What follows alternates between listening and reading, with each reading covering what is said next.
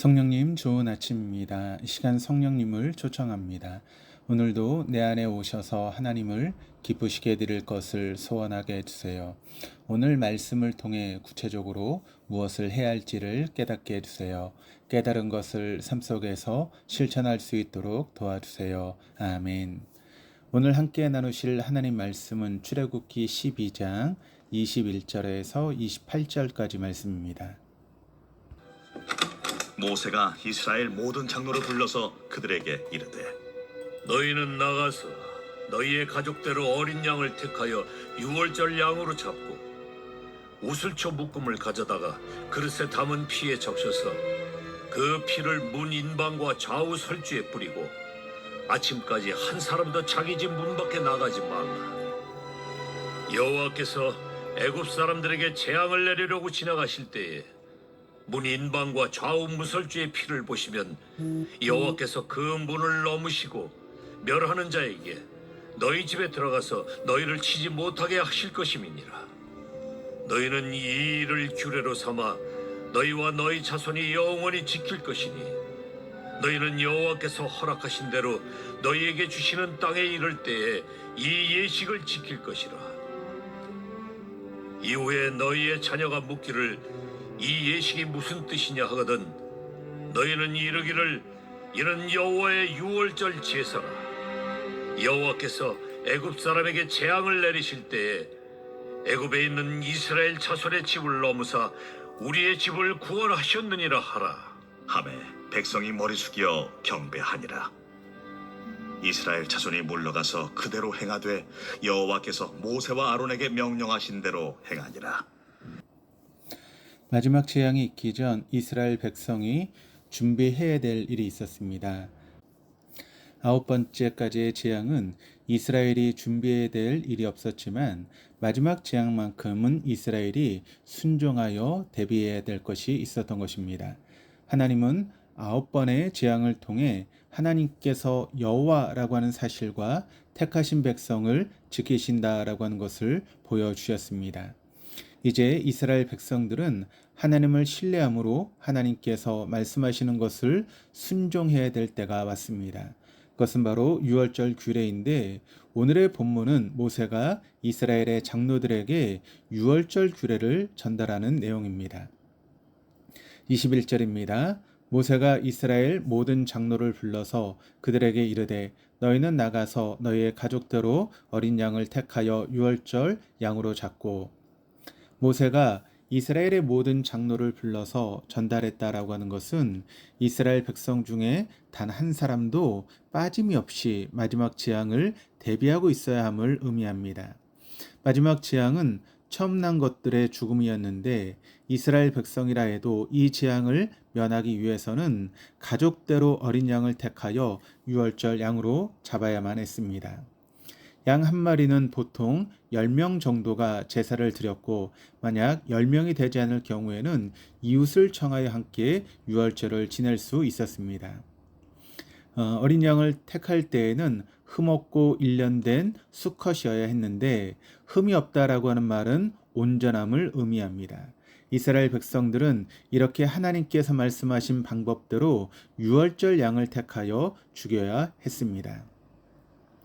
사실 유월절 규례를 들은 이스라엘 백성들이 어린 양의 희생을 통해 구원을 받는다라고 하는 사실 자체는 알았겠지만 그 안에 담긴 의미는 몰랐을 가능성이 큽니다. 어린 양을 죽이면서도 왜 이렇게까지 해야 하는지 꼭 이 방법밖에는 없는지 의문을 품었을지 모릅니다.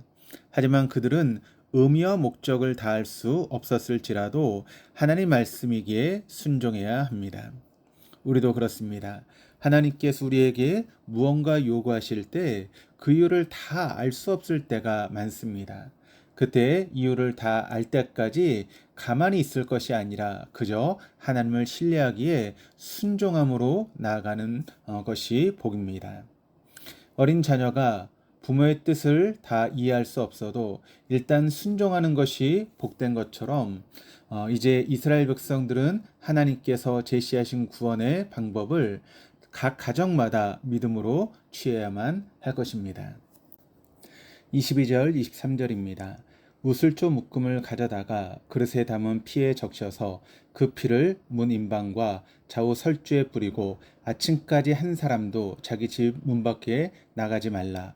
여호와께서 애굽 사람들에게 재앙을 내리려고 지나가실 때 문 임방과 좌우 문 설주에 피를 보시면 여호와께서 그 문을 넘으시고 멸하는 자에게 너희 집에 들어가서 너희를 치지 못하게 하실 것임이니라. 이스라엘 백성들은 죽은 어린 양의 피를 그릇에 담아 문 임방과 좌우 설주에 뿌려야만 했는데 피를 바를 때 사용한 식물이 우슬초였습니다. 우슬초라고 하는 것은 박하과에 속하는 식물로 털이 많아 물을 잘 흡수하여 팔레스타인 등지에서 쉽게 발견된다라고 합니다. 하나님께서 피를 바르는 도구를 어디에서든지 쉽게 구할 수 있는 우슬초로 지정하신 것은 은혜라고 할 수 있는데 만일 구하기 어려운 식물로 지정하셨다면 이스라엘 백성들이 서로 그 식물을 취하기 위해서 다툼도 불사하며 큰 혼란을 빚었을 것입니다.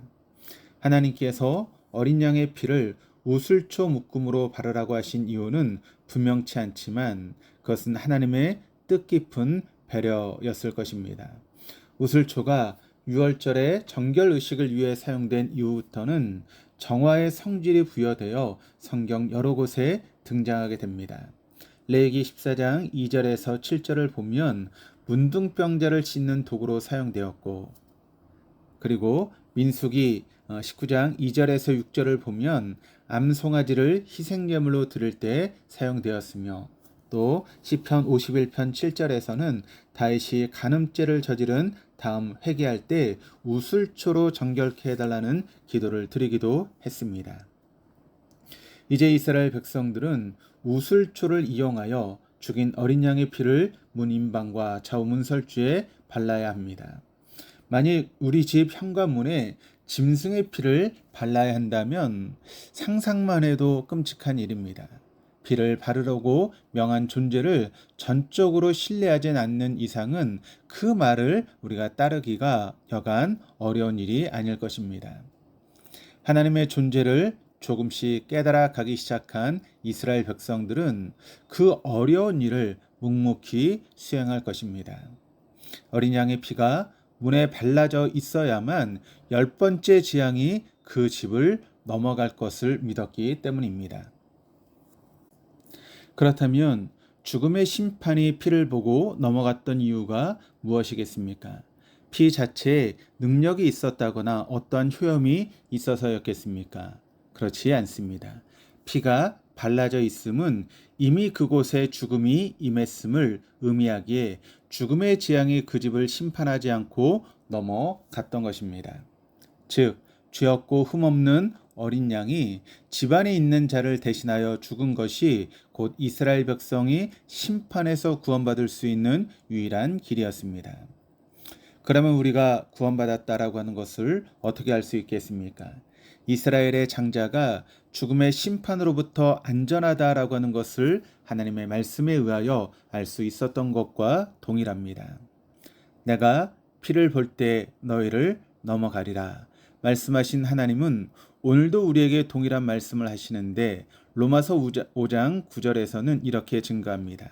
그러면 이제 우리가 그의 피로 말미암아 의롭다 하심을 받았으니 더욱 그로 말미암아 진노하심에서 구원을 받을 것이니. 성경은 우리가 무엇을 잘해서가 아닌 오직 예수님의 피로 말미암아 의롭게 되어 구원을 얻었다라고 말합니다. 이렇듯 구원에 대해서는 오직 하나님의 은혜임을 고백하는 것이 맞습니다.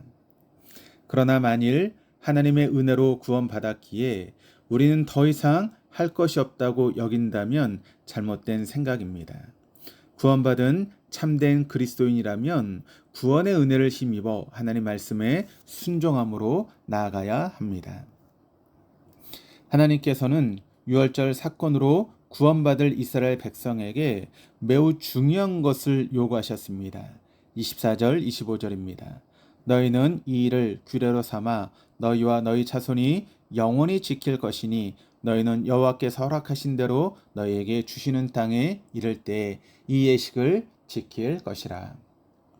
모세는 이스라엘 백성이 여호와께서 허락하신 땅에 이를 때 유월절을 지켜 순종할 것과 이 일을 영원한 규례로 삼을 것을 전했습니다. 하나님이 이스라엘 백성에게 허락하신 땅은 가나안 땅인데 그 땅에 들어갈지라도 유월절을 지키며 이스라엘이 구원을 얻게 됨은 전적인 하나님의 은혜임을 기억해야 했습니다. 물론 신약에 와서는 예수 그리스도의 대속 사건으로 유월절 사건이 완성되었기에 그 외적 형식은 지킬 필요가 없습니다. 그러나 피 흘림이 없이는 영원한 죽음을 피할 수 없다라고 하는 구속사의 정신은 변함이 없습니다. 26절과 27절입니다. 이후에 너희의 자녀가 묻기를 이 예식이 무슨 뜻이냐 하거든 너희는 이르기를 이는 여호와의 유월절 제사라. 여호와께서 애굽 사람에게 재앙을 내리실 때에 애굽에 있는 이스라엘 자손의 집을 넘으사 우리의 집을 구원하셨느니라 하라 하매 백성이 머리 숙여 경배하니라. 하나님은 유월절에 이스라엘에게 베푸신 구원 사역을 당대의 사람뿐만 아니라 그들의 후손에게까지 전달해서 모든 이스라엘 백성들이 하나님이 여호와심을 알기를 원하셨습니다. 모든 사람이 알 수 있도록 하는 가장 탁월한 방법은 유월절 제사를 있는 그대로 지키는 것입니다. 오늘을 사는 우리에게도 본절이 큰 의미가 있습니다.